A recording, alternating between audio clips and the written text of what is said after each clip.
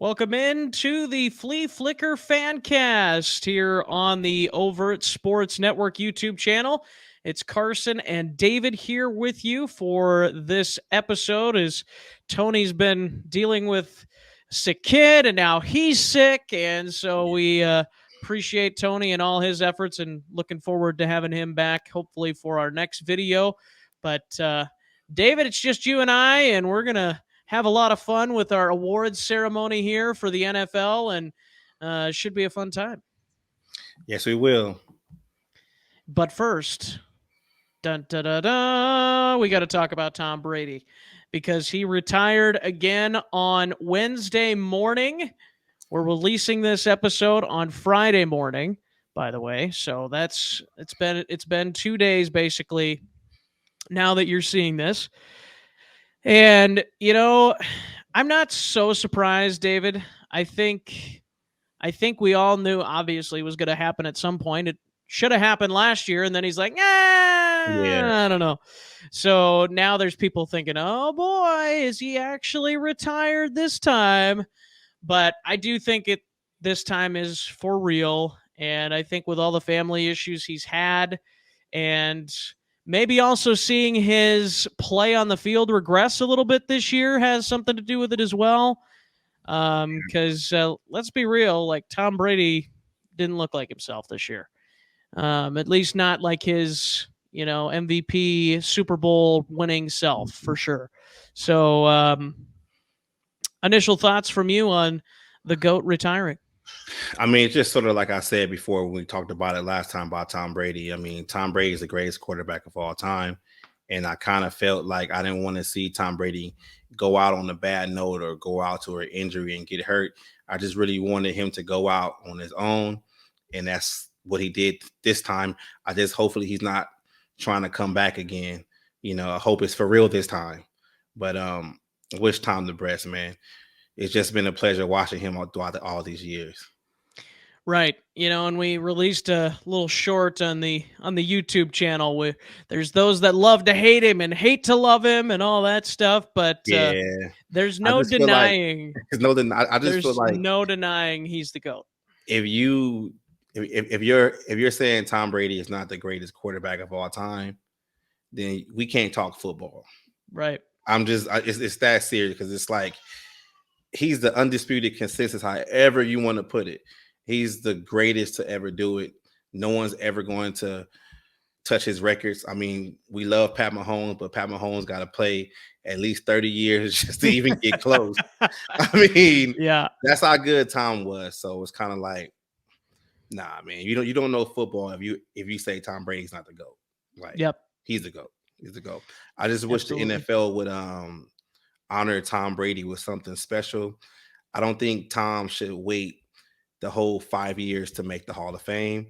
I think next time it goes around, you do something just for him to kind of separate him from every other class. You know what I'm saying? Like I don't want Tom Brady to be in a class with guys that have been trying to go get to the Hall of Fame for the past 20 years.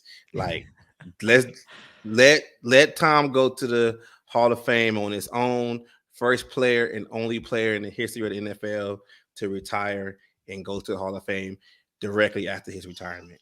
Do something special like that for Tom. He deserves it. He deserves it.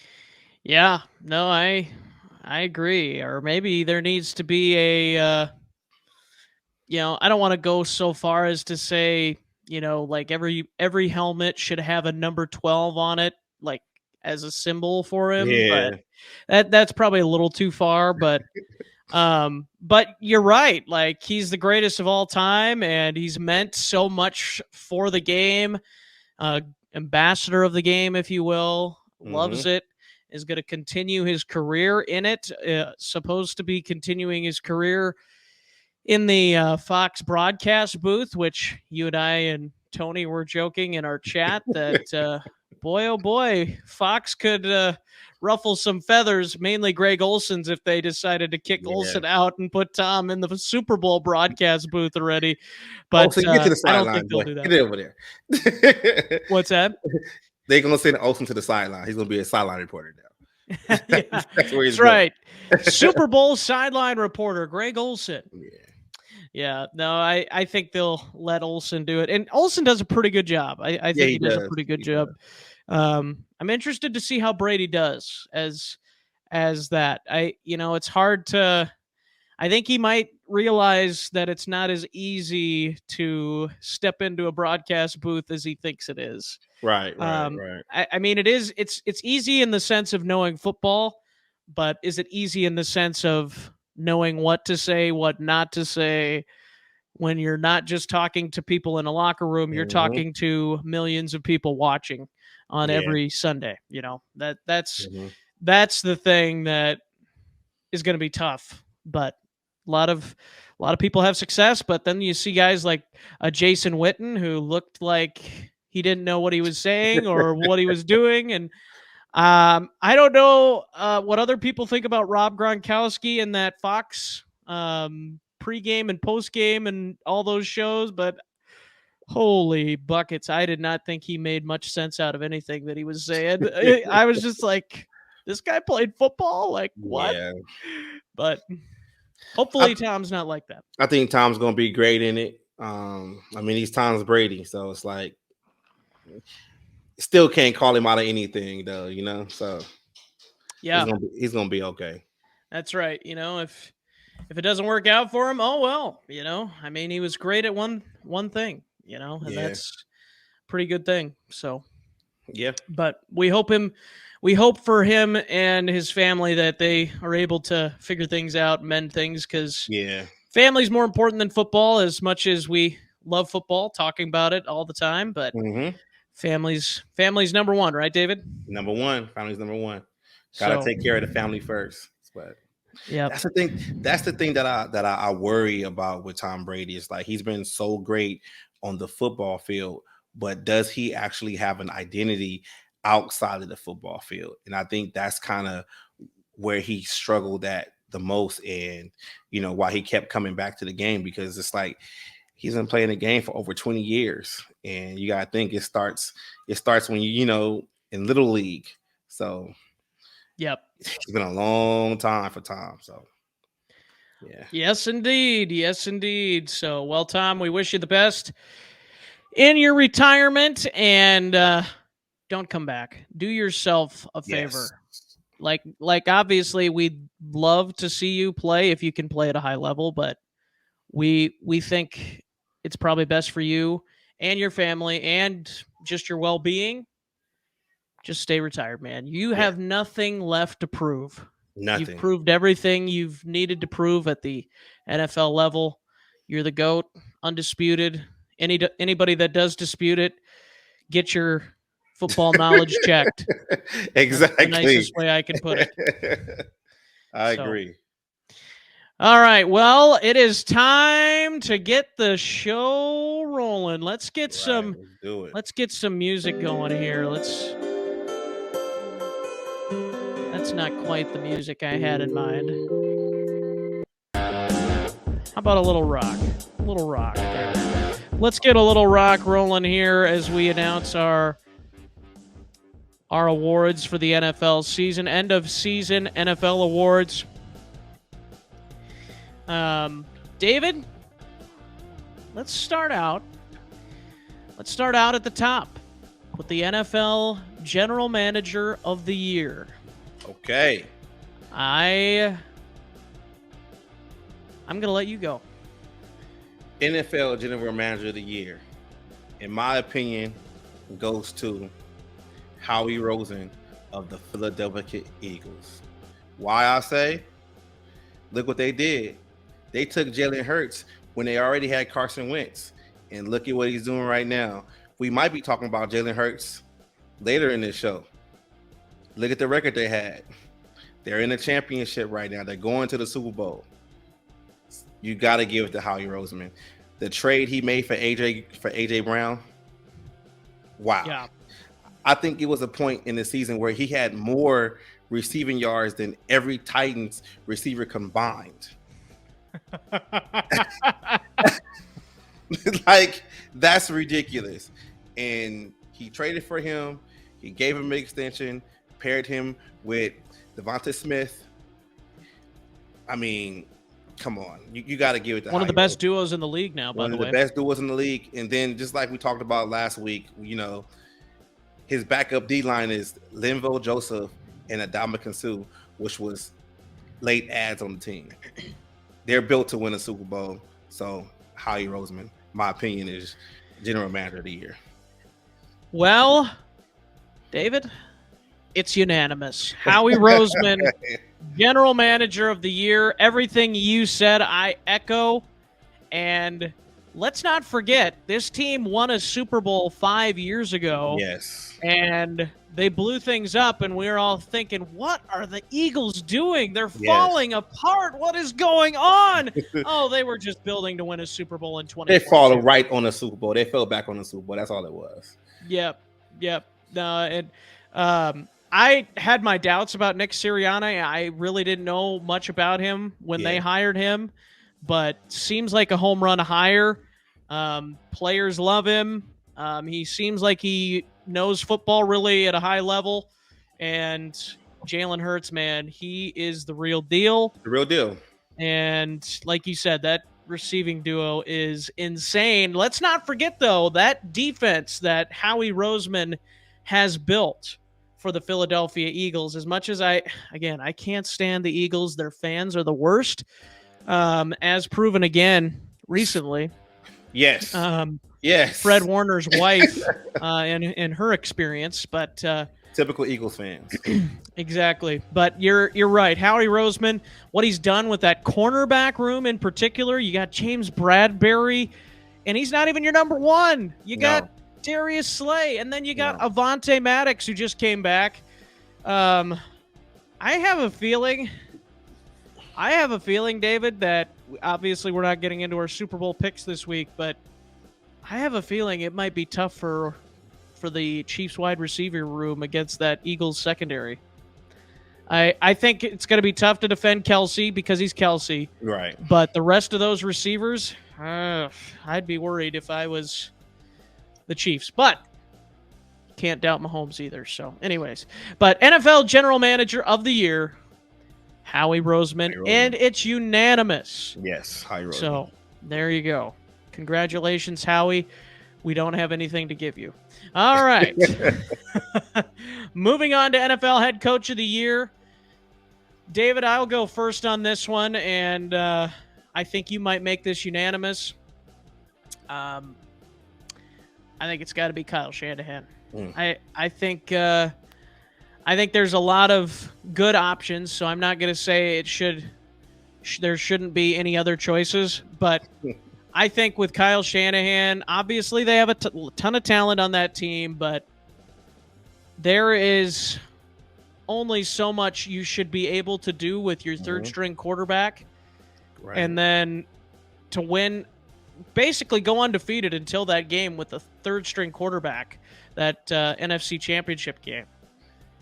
That is incredible. Incredible. What he did. And now it's going to be interesting with the offseason for San Francisco because it sounds like they are done with Jimmy G, Kyle Shanahan said, and they're moving on. And now Trey Lance potentially steps in or potentially not, but who knows. But I got to give it to Kyle Shanahan. The coaching job he did with the quarterback alone has got to be high praise. Right. So that's my coach of the year, Kyle Shanahan. Okay. Where are you going? You going with KOC? Nah, I'm not going with KOC. Sorry. I'm going with Kyle Shanahan also. All right. Unanimous again. I mean, what he did through adversity with quarterbacks, most teams don't even make the playoffs or barely even win any games. You trade a boatload to get Trey Lance. You sit him a year. This was his year to have a breakout season. And he, breaks his ankle in the second game. Jimmy G steps in and does Jimmy G stuff. It's cool. He gets hurt. He breaks his foot. Then all of a sudden, Mr. Irrelevant comes in there. And you don't lose a game until he gets hurt. That's coaching. That's coach of the year. I mean, I've never seen that before. I give it to Shanahan. I mean, he did a hell of a coaching job this year. Yep. Like, hands down. I mean, we will never know what would have happened in the NFC title game if Purdy actually plays. I mean, it's we kind of, I don't live in the world called if, but whatever Shanahan did, down there with those guys, he went pretty far with it. So hands down, Shanahan. Yep.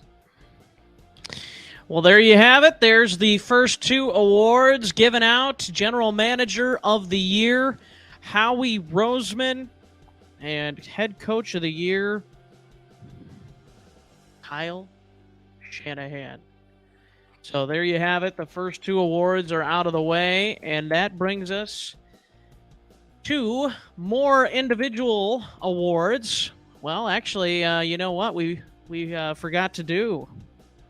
I forgot one award. Okay. Before we get into the offense and defense and rookie and all that stuff. MVP. We forgot that one. Okay. The NFL MVP of the year 2022-2023. And I got to give it to Patrick Mahomes. I think his statistics speak for themselves. I don't think there was any quarterback that was within. I don't want to. I will look it up here, but I want to say he outgained every quarterback in passing touchdowns by at least 5, maybe even 10. I think what he did this year, and then also adjusting without life without Tyreek Hill right this year. That's something that people maybe don't talk about enough. And I remember another guy I know, he was saying, oh yeah, well, Mahomes isn't going to be as good without Tyreek Hill. And yes, he still has Travis Kelce, but my goodness, 41 touchdowns. And the next closest was Josh Allen with 35. Joe Burrow also had 35. But nobody else threw for 40 touchdowns. He had a 105.2 quarterback rating for the season. And I think that is first among qualified quarterbacks. Actually, Tua and technically Brock Purdy is in front of him, but limited sample size for really both of those guys because of Tua's injury. So, and the fact that Mahomes, too, he can also beat you with his legs at times, and what he did in that championship game with a high ankle sprain, incredible. And I know you can't base it off of a postseason game, but I got to go Patrick Mahomes for my NFL MVP. David, who do you got? I like your pick. It's nice, but I got to go with my guy, Jalen Hurts. What Jalen Hurts did this year solidified himself as a top 5 quarterback. Everybody who doubted him and said that, oh, it's just an Alabama system quarterback and, him dropping to the second round because he can't pass. Everything that a lot of people said about Jalen Hurts coming into the NFL, it was not true. He developed into a great passer, a great leader. I mean, just look at how the Eagles offense looked without him. Yep. Jalen Hurts. I mean, especially in that Saints game. Exactly. I don't want to be a guy that says, oh, you have to give it to the best player on the team with the best record. But, I mean, Jalen Hurts balled out this season. So, Yep. I mean, good pick. He's definitely, if he's not number 1, he's got to definitely be in the conversation for number 2. Yeah. Yeah. And I agree. And as much as I love our guy, JJ, it's hard to give it to a receiver. If he would have got to 2,000 yards, though. Yeah, he has it. He has it. I think that's similar to on the reason why Adrian Peterson won it when he won it, because he got it to 2,000 yards, but he didn't actually break the record. But it was something that wasn't seen in a long time. And Adrian Peterson also had Christian Ponder as his quarterback. So yes. That might also have had something to do with that. But Yeah. good pick. Good The guy pick. that So hurt his forearm handing the ball off to Adrian Peterson all day. yeah, that's right. That's right. Yeah. Well, there you have it. Those are our MVP selections, Mahomes and Hurts. I think those are two really solid selections. By the way, I think Cooper Kupp last year should have won MVP. Well, he did get MVP. No, he didn't. He got it in the Super Bowl. Oh, well, the Super Bowl. They had to give it to Aaron Rodgers, Ron. But anyways, that's another story for another day. Let's continue on our award show. This is an award show unlike any other award show you get on this YouTube channel, YouTube at all, any other platform. Good luck. We don't filter our takes when we're giving our awards. So there you go.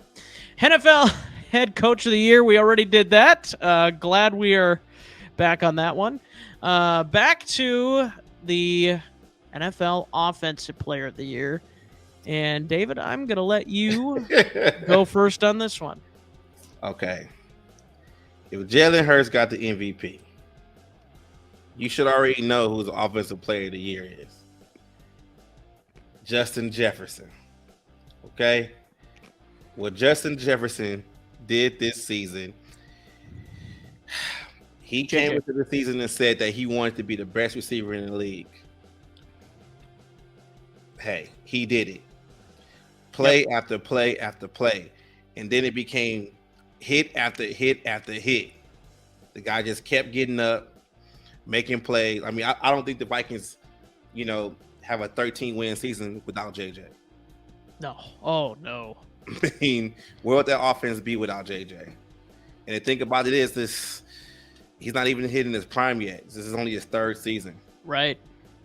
So He can only get better. So, I mean, I can talk about JJ all day, but Justin Jefferson, Offensive Player of the Year. Ditto. JJ. I got to go with JJ. Jalen Hurts definitely is up there as well. I think even Tyreek Hill, you'd have to put him in the conversation. Yeah. He was fantastic in his first year in Miami. Even Travis Kelce, he had a 4-touchdown game one game, for crying out loud, and I don't know what his end of season statistics are, but you got to put him at least in the conversation, in my opinion. But no, it's Justin Jefferson. And he did become the best receiver in the league this year. I totally agree. I think I don't think there's a ton that separates those top 3 or so wide receivers in the league, because I think they kind of almost could be interchangeable at times. Yes, they can be. But I think right now Justin Jefferson at this point in time is the best receiver in the league. And just some of the catches at the biggest moments of the season for the Vikings. The Buffalo catch alone, like that, my goodness, I still cannot believe, first of all, that game, but also that catch. Like, unreal. But that is our NFL Offensive Player of the Year, Justin Jefferson. David, I'm going to let you take this one. NFL Defensive Player of the Year. Who's your selection? NFL Defensive Player of the Year goes to San Francisco edge rusher, Nick Bosa. When you see Nick Bosa on the other side of you, I mean, it's a terror. 18 and a half sacks this season. I mean, I understand Hassan Reddick got more sacks, but I mean, Nick Bosa was playing like a madman this year. I mean, you got Brock Purdy on one side, managing the offense. You got Nick Bosa on the other end wrecking havoc. And yeah, Nick Bosa.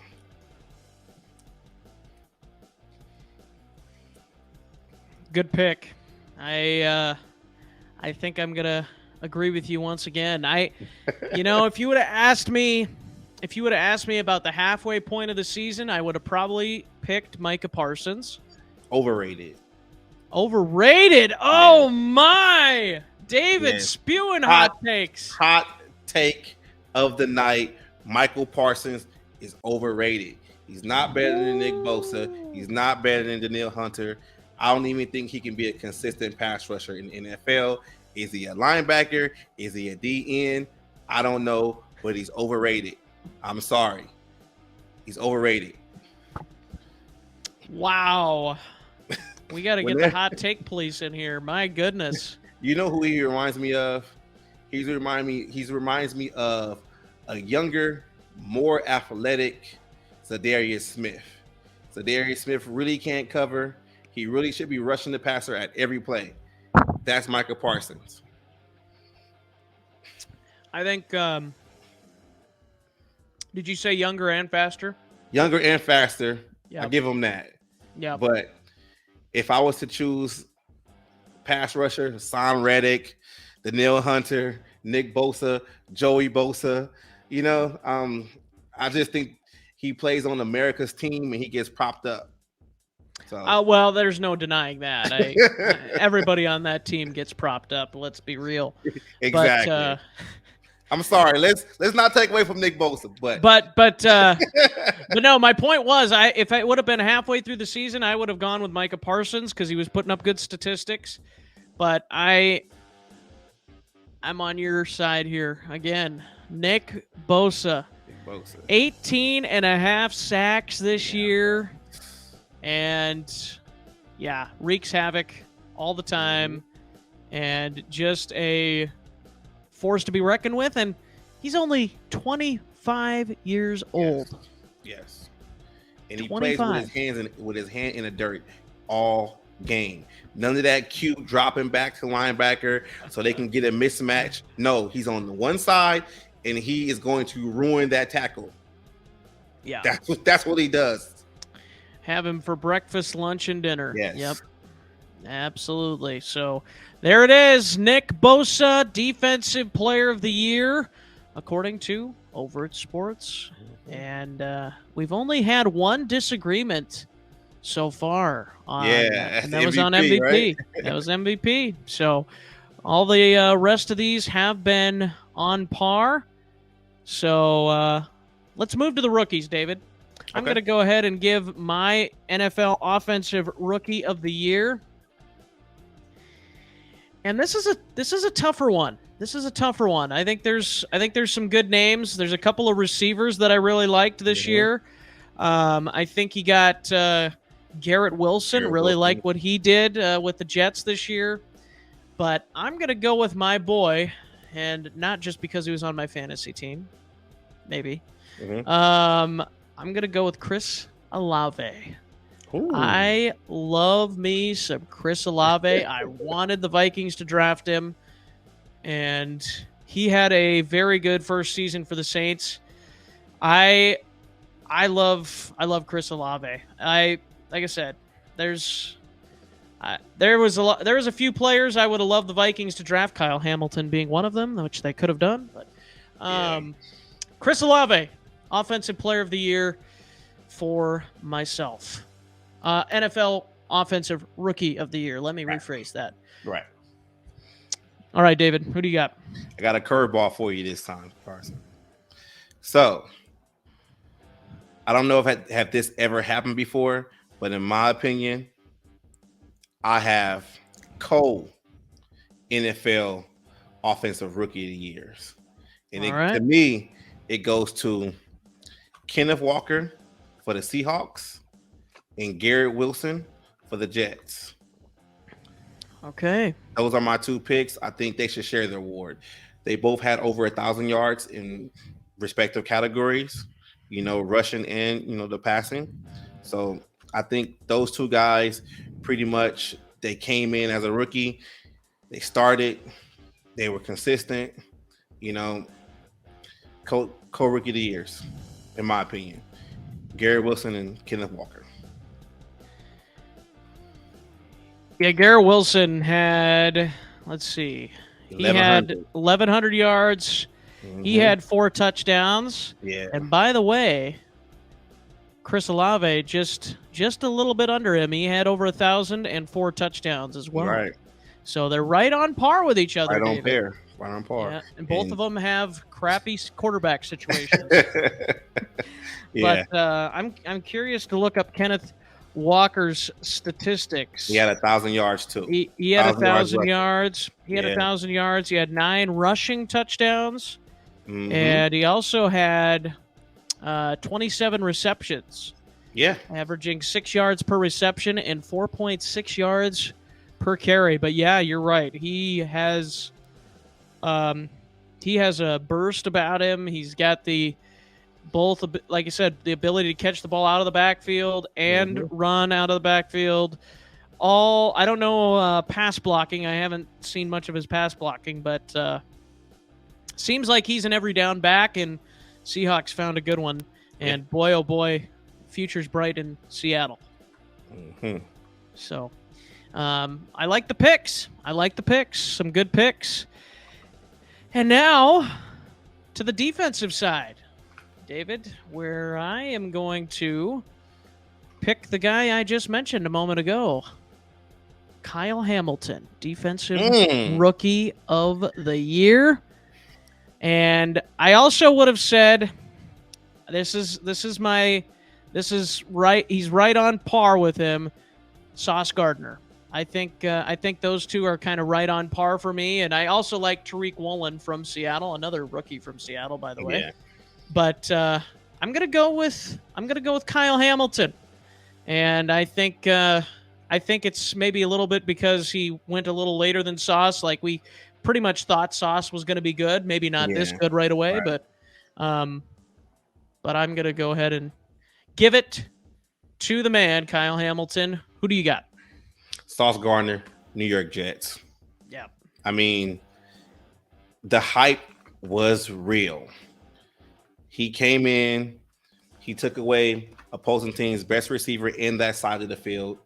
I mean, the Jets make the playoffs if they have a quarterback because that defense was clicking. I mean, it's rare where a rookie comes in at cornerback and does those things. You know, I'm not gonna take it from your guy Hamilton, but kind of playing safeties a little bit easier. You know, you're not lined up against these. Don't tell that to Cam Bynum. You're not lined up against these top-notch receivers, but I mean, Sauce came in and he did his thing. I mean, do the Jets have another Revis on their hands all over again? I mean, so that's who I got. Got Sauce. Yep, that was my 1B, but I kind of went a little bit more off the cuff there. That Ravens defense is legit. The big reason why they were able to make the postseason. Right. Let's take a look. So I was gonna look and see for Kyle Hamilton, according to PFF, where he rates among all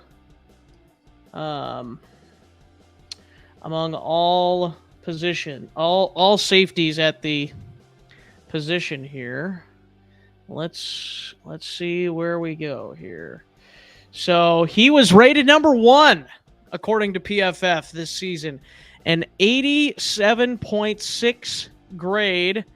He was great in coverage, great at pass rush, and great at run defense.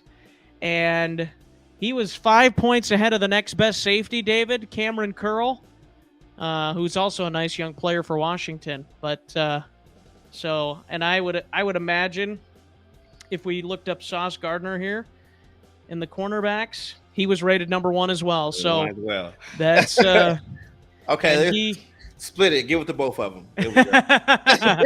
That's right. We'll give it to both of them. So good picks.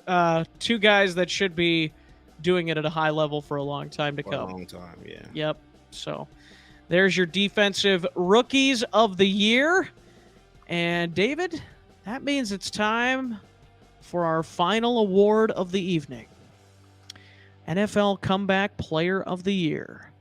Now, I know there's been people saying it's got to be Geno, right? It's got to be No, Geno Smith, no, right? no. Well, what did he come back from? He was never that good to Exactly. begin with, right? Like, Exactly. but no doubt he had a great season this year, um, and he's got the potential to continue to do that. We'll see if he does, or if maybe this year was a fluke. Who knows? Who But knows?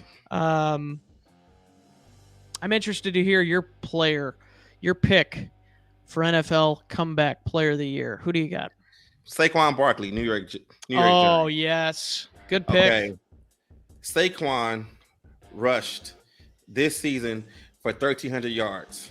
The past 2 seasons, he's barely eclipsed 600 yards. That could have been injuries. That could have been whatever. But the way Saquon is back, I don't know if it's because it's the contract year or Dable schemed it up to where he can stay healthy, but Saquon Barkley was the guy coming in his rookie season, his second year, started to get injured. And this is the first year in 2 years where he's 100% healthy. 1,300 yards. I mean, you saw what he did against our Vikings twice. I mean, yeah, probably one of the best backs in the league. So I'm happy for Saquon. I'm glad he's healthy. I hope he stays in New York. I mean, yeah, Saquon Barkley. Yep. I think that's the best pick. I mean, yeah, I don't think you can really give it to anybody else. I'm trying to go through my mind different players that could get it, and I'm not coming up with very many. Me neither. And even if I came up with any, they wouldn't be as good as what Saquon has done this year. There's no doubt. So, Right. Yeah, Saquon Barkley, he just, like, that offense was not good. No, the offense was Saquon. But, yeah, exactly.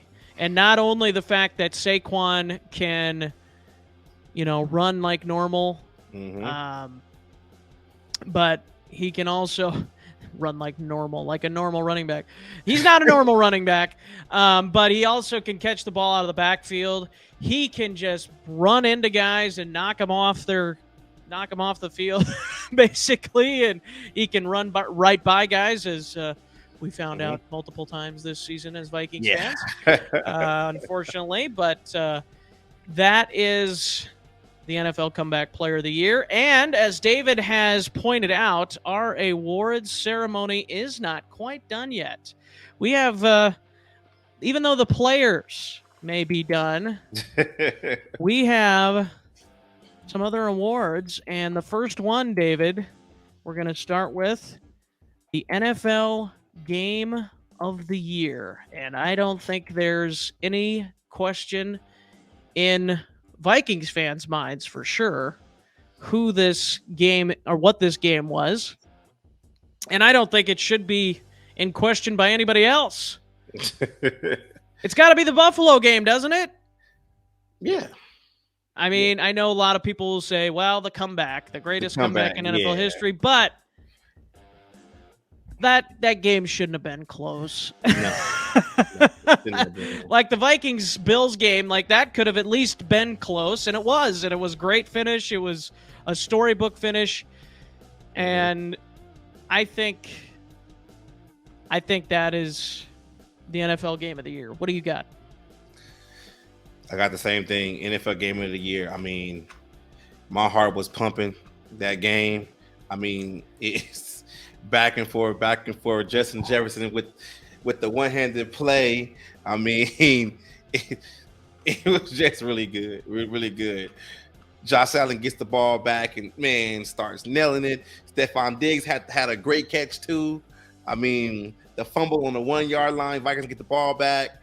Like, yeah, that's the game of the year.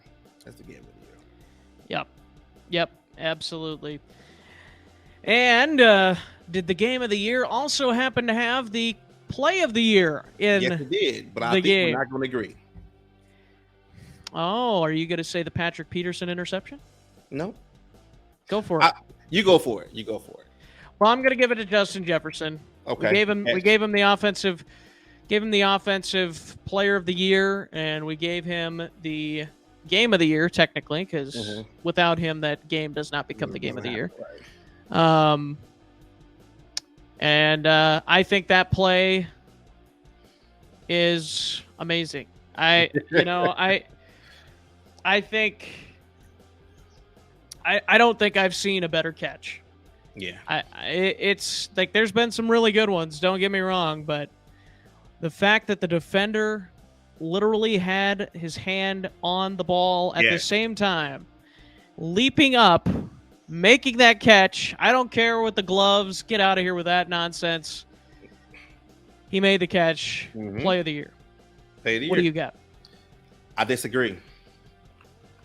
Play of the year is from the same game, but it's the 81-yard touchdown run from Dalvin Cook. Ooh, why I say that's the play of the year. Exactly.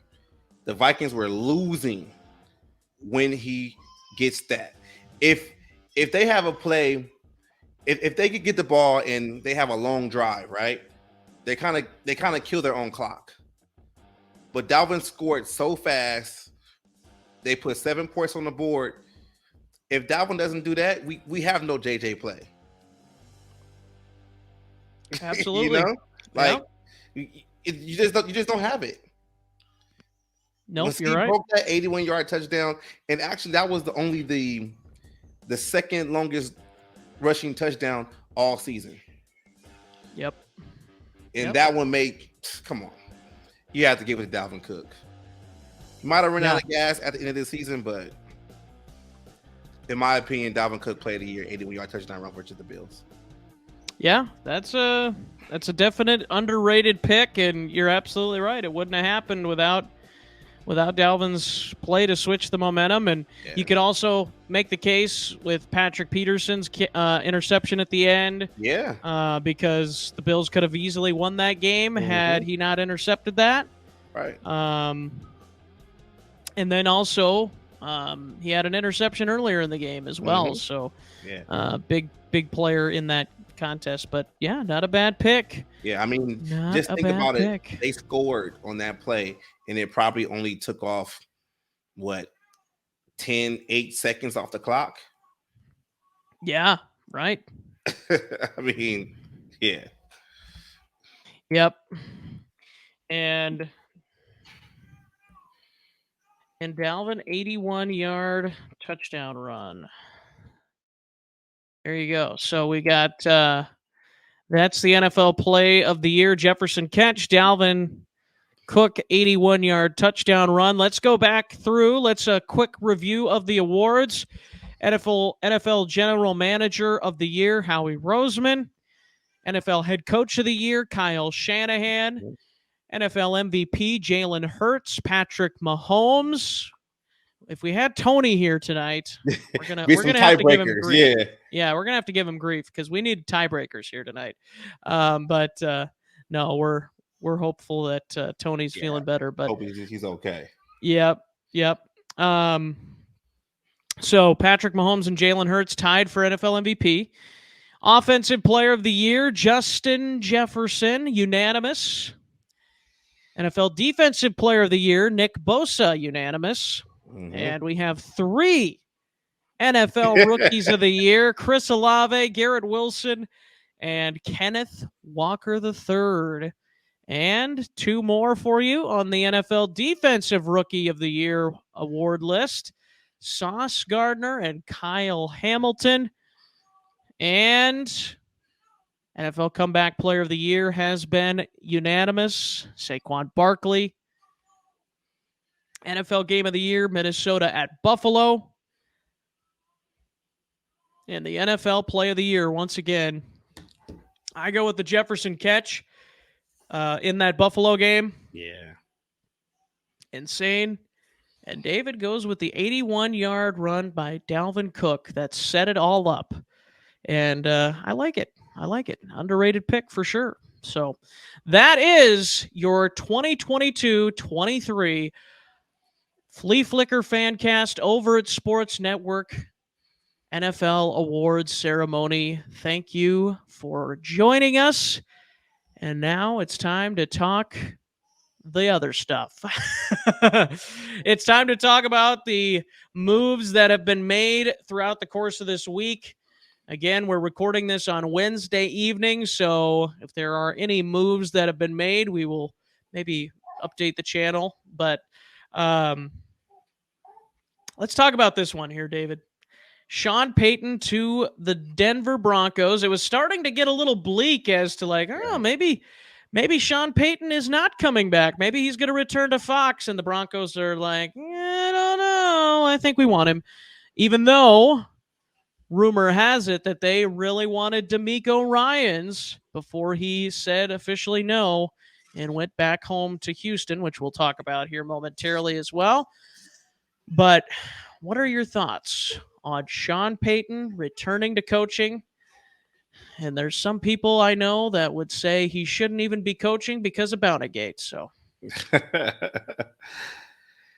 I think the person most happy about this is probably Russell Wilson. I mean, he gets a competent, offensive guy that's going to actually come in here, have control over the team, have control over the offense. I mean, Russell Wilson looked washed last year. So I just know the way Sean Payton plays. I mean, Sean Payton had Jameis Winston looking nice. So yeah. So just think about what he's going to do with Russell Wilson.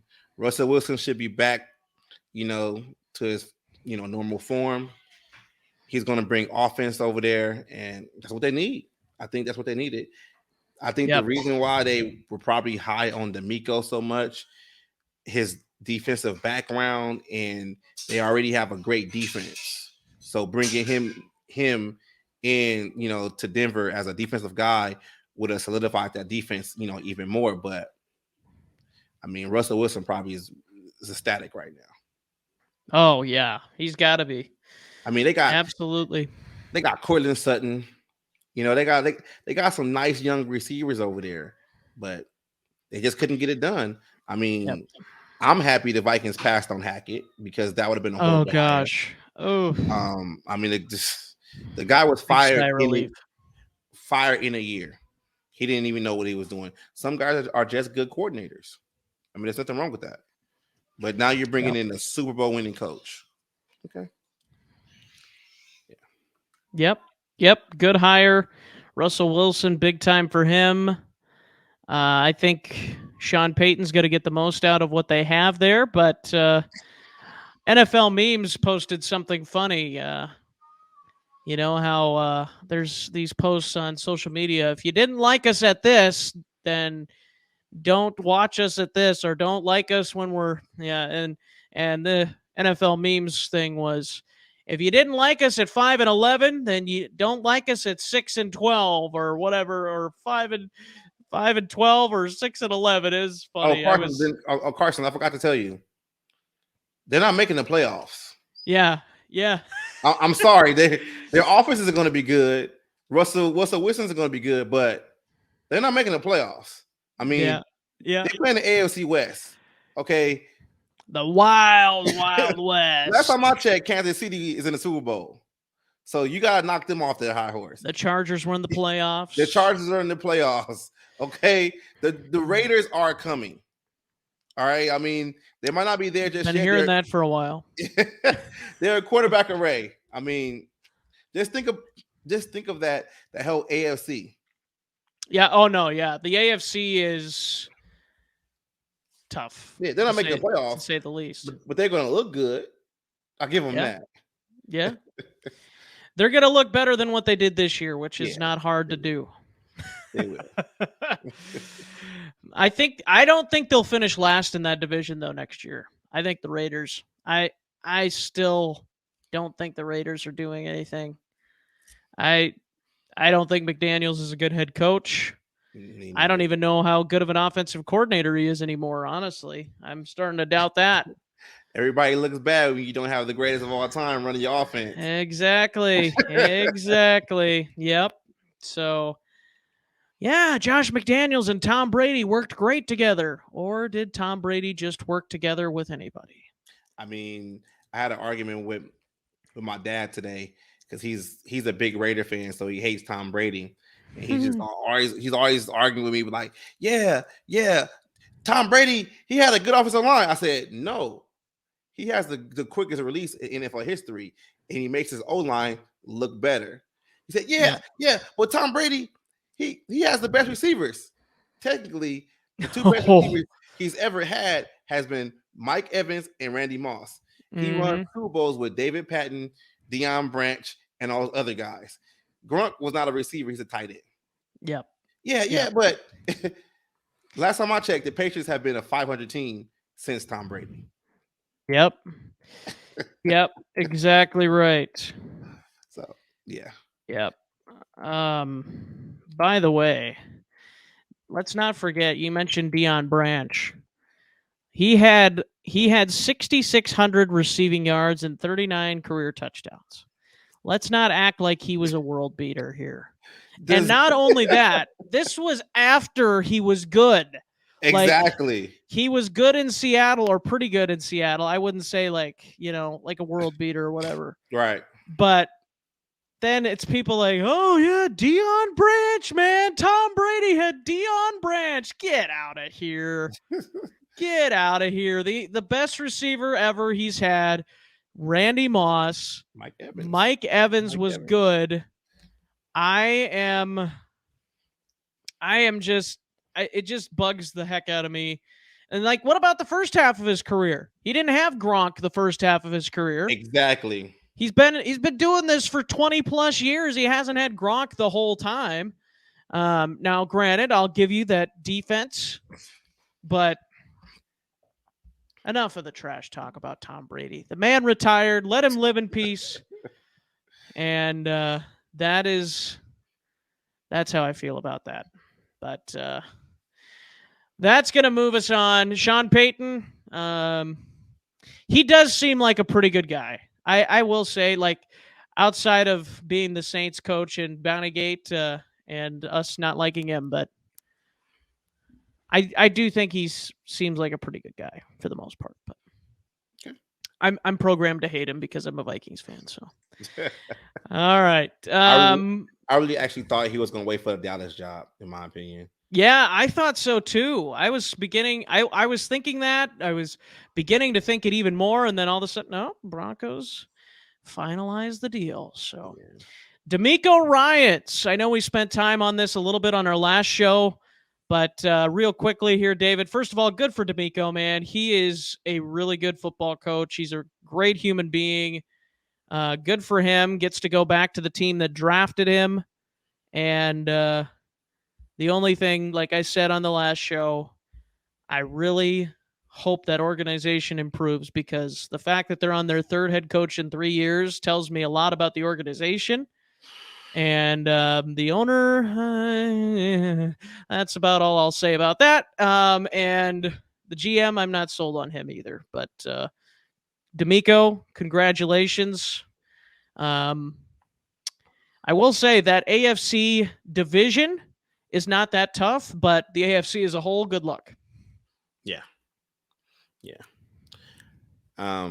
Congratulations, D'Amico. This is a hire that I'm disappointed in because I don't know if the Texans will allow D'Amico to see this full thing out. I mean, they're in a full rebuild, and a lot of times defensive minded coaches don't get the chance to actually develop a quarterback and actually see the rebuild come to fruition. I mean, there's going to be a lot of naysayers, with D'Amico, Robert Saleh. He left the Niners, had a good defense with the Jets. Is it just the players with the Niners that makes D'Amico look good? We really don't know. Only thing I can say that I did like about the D'Amico hire was he signed a 4-year deal. So if things don't work out, maybe year 3 or whatever, he's still going to get paid for those 4 years, which is nice for him. I don't know. I'm still kind of sour on how they fired Lovey. I mean, And David Culley too. yeah, I Yeah, like I said, I wasn't a big fan because I really didn't know much about Cully, but right, give him a chance for right. Give crying him a out loud. chance. I don't. Houston to me is a dumpster fire. Like It is. Yeah. No I don't doubt. understand why. I understand that you have aspirations of being a head coach, but look at what what ownership has did to the past two head coaches, Yep. and I don't I don't know why D'Amico It went there. definitely has to be a red flag, which I Yeah, think it is has to be a why red he wanted flag. that 4-year deal. Yeah. Exactly. That's probably why he Yeah. wanted the 4-year deal, and maybe Denver didn't want to give him a 4-year deal. Maybe they only Could want to be. give him three. But good luck, D'Amico. But no, I think he wanted to go back to Houston. I think he's got a lot of, maybe not family. Maybe he does have family there, but a lot of Mhm. friends, I think, in the organization, maybe still, and in the area. And I do really think he loves the organization, even though, like you said, the organization is kind of a dumpster fire right now. But But nostalgia doesn't win you games. that's right. We talked about that with the Panthers and good old Frank Reich. Yeah, I don't. I mean, it doesn't win you games. I'm sorry. Yeah. Like, Yeah. how long is D'Amico going to have until he rebuilt this whole thing? Is Right. he? I mean, they have the number 2 pick. What do they do? I'm just curious to see what his staff is going to look like. You have to bring in some hot shot coordinator, some quarterback whisperer, because we all know they have number 2 pick. Either they're going to trade for number 1 and get the quarterback that they want, or you know, I don't understand it. It's come on, D'Amico. I wish you the best, brother. Yep. Yep. We wish you the best, man. We do. All right, 2 more topics here before we wrap up the show. Which remaining head coaching vacancy is the most appealing to you? So let's make sure we get this right. So the Arizona Cardinals is definitely one of the options yet.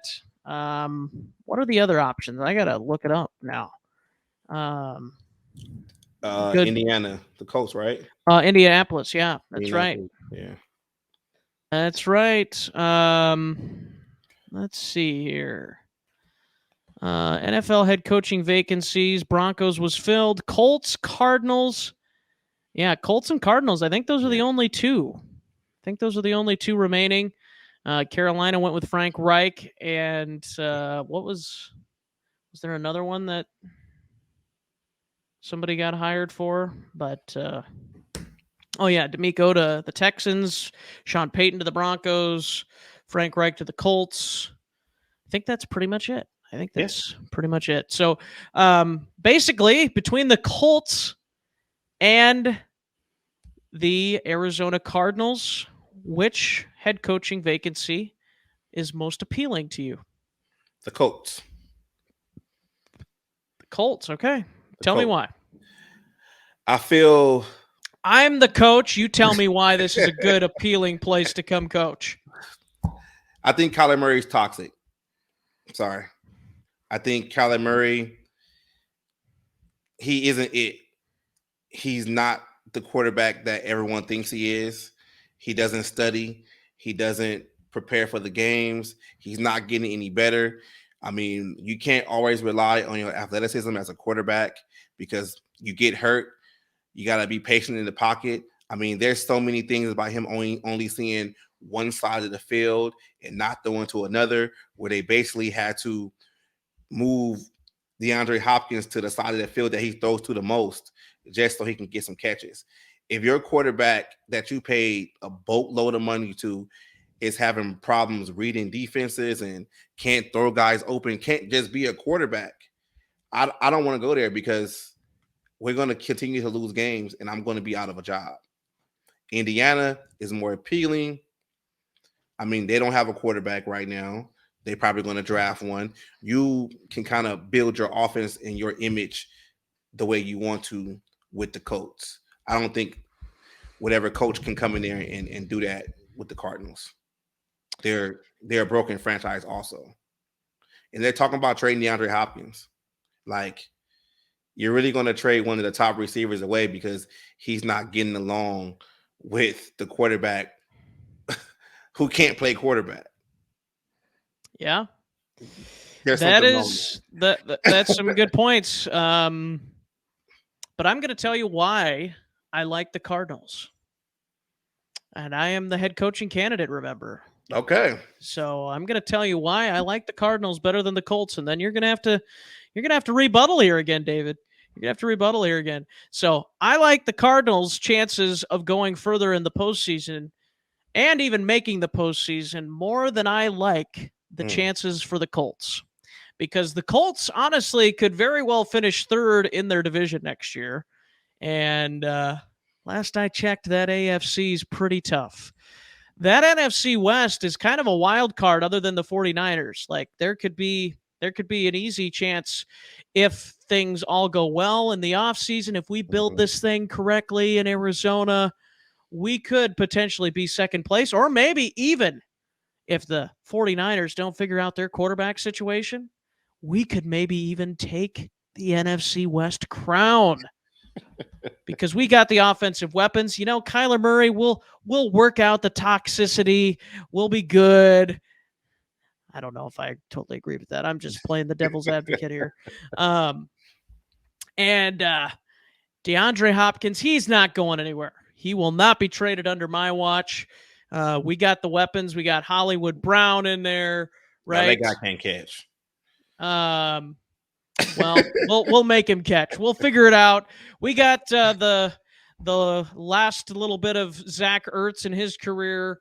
We've got James Conner. We got some good players on offense. We just need to get a better offensive line, get a few more playmakers on defense. I'm going to the Cardinals. What do you want? What can you tell me that's gonna convince me to come back to the Colts? It sounds like you need a lot of things to work out in your favor and be lucky just to get into the playoffs. I rather go to the Colts, draft a quarterback on a team controlled deal, kind of figure out what he's going to be, maybe year 3, year 4. You're stuck with a guy making over 70% of your salary cap for the next couple of years in Kyler Murray. You're not going to be going out there and building this world-building team around Kyler Murray. He's not Pat Mahomes. You can do that around players like Pat Mahomes, Josh Allen, Tom Brady, players like that. He's going to command too much, and he's not giving you a lot that the quarterback position should be giving you. You go to the Colts, you're going to have some time, because the first thing that goes wrong with the Cardinals, you're out the door. You don't have the grace that you're going to have if you're just starting to build it up yourself. How long was Kingsbury there? What, 3 years? Let's take a look. I think it was 3 years. Yes, 3 years, right? He was there when he drafted Kyler Murray, and it didn't work out. Let's see. Kingsbury was the coach there from 2019 to 2022. Yes, you are correct on that. And how about Frank Reich, though? How long has he been how long was he the head coach for the Colts? From 2018 to 2022. So he got one more year. Mm-hmm. That's it. One more year. One more year. Yeah. I'll just make sure my guaranteed money's up front. All right, David. I'll see if I can get a little slice of that Kyler Murray contract. Yeah, I just think he's toxic, and the running around trying to create plays with your feet is going to keep getting him hurt. He's a little too small to be doing that consistently. I mean, maybe if he actually studied the game and actually wanted to get better, I just think the Cardinals kind of shot themselves in the foot by paying him so much money, and now they're even asking him for input on the next coach. It's like, so he's going to want a coach that's not going to push him in the right, direction to get better. Like that's never good when you let players select their own coach. It doesn't work out that way.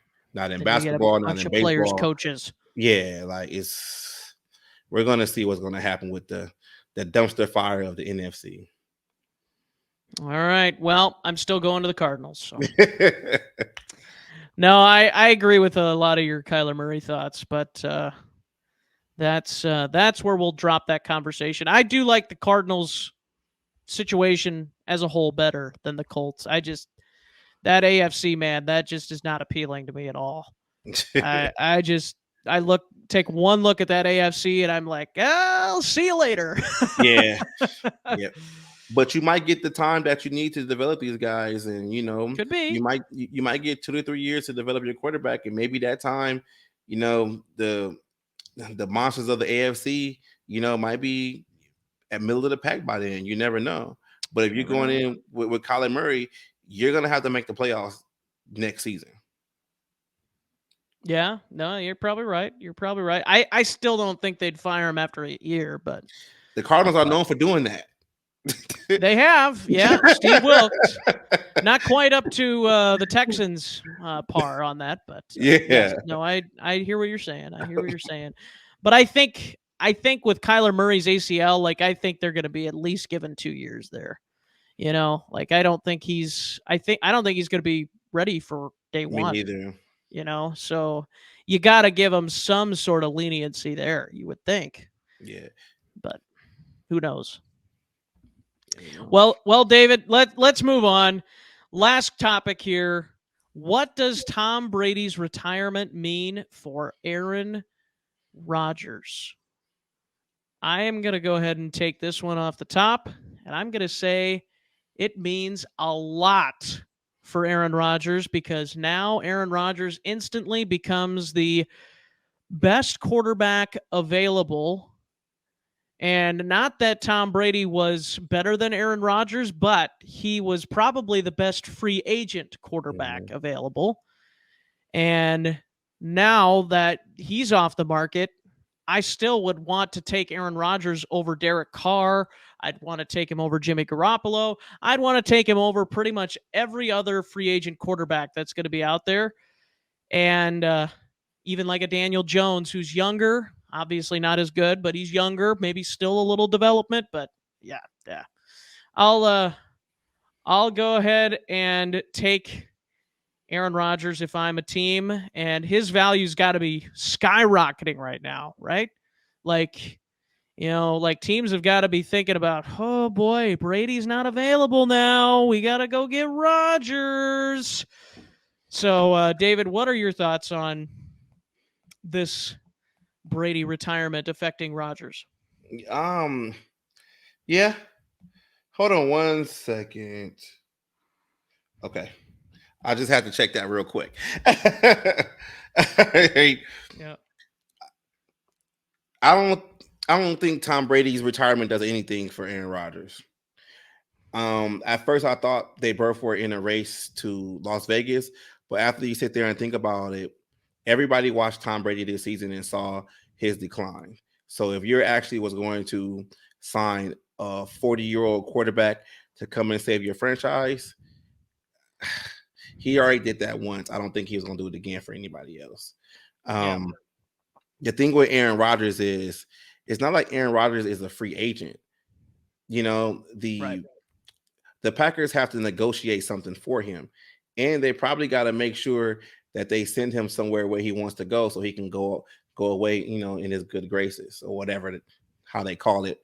Um, I just think some of these teams may not want what Aaron Rodgers brings outside of football. The draft class this year isn't really high on quarterbacks. So maybe you can sit back and get a stopgap guy like Garoppolo and wait next year. I, I don't know. Part of me says at the end of the day, he's going to be with the Packers next season because they're not going to be able to move him the way that they think he is. So I think he's gone, but you think he's gone? That's just my thought. I'm sure we'll talk more about it as the time draws near, but I just think from all the reports, I'm not saying all the reports are correct, but it just seems like the Packers, whether Rodgers decides to retire, which people keep forgetting that's a possibility. Right. Even though I don't think it's going to happen.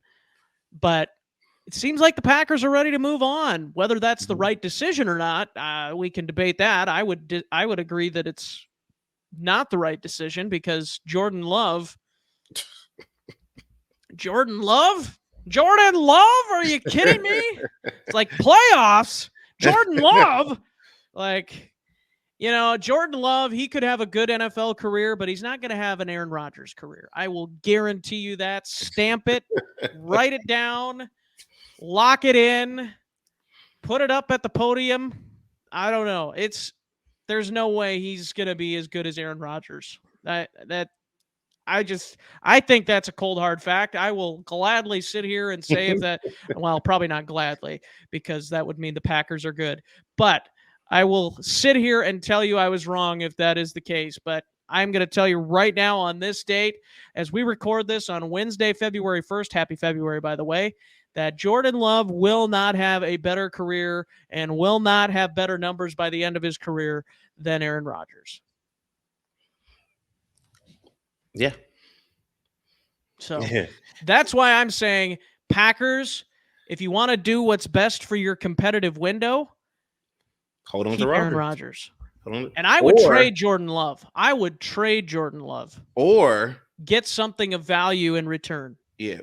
Or Packers, you trade Aaron Rodgers for Lamar Jackson. Ooh! Turn it up to 100 here. Because if you think about it, Lamar Jackson is coming out of his rookie deal, right? He's not going to command money as close to what you're paying Rodgers now. If you trade for Lamar Jackson, considering he's still injured, right? And he's had a lot of injuries. Yeah. He's a MVP also. But you can help your salary cap a little bit, maybe 10, 15 million yearly, open it up if you trade for Lamar Jackson and you keep Jordan Love as his backup just in case he gets hurt again. Could be. Or trade for Tyler Huntley as well and just roll with the same backup situation and trade Jordan Love so Jordan Love can be Rodgers' backup again. I mean, that's you get Aaron Rodgers out of there. He goes to Baltimore. Hey, see what he can do over there. It'd be interesting. I don't think they'd go very far, but they could. The problem with that team is they don't have the weapons other than Mark Andrews.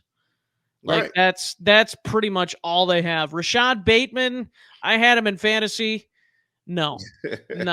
Like, I know he's a Minnesota guy, but I'm not saying he can't be good, but he hasn't been so far. But Rodgers does make everybody around him look better.